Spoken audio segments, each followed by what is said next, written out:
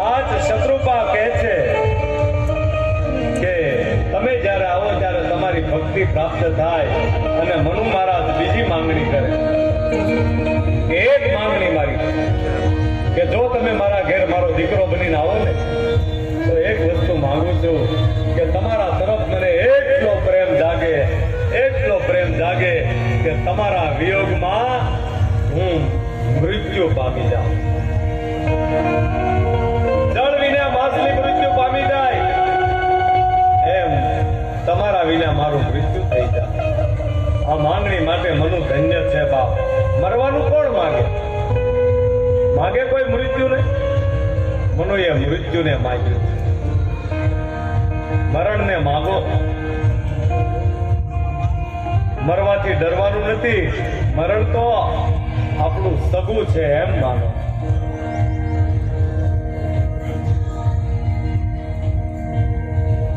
मरने से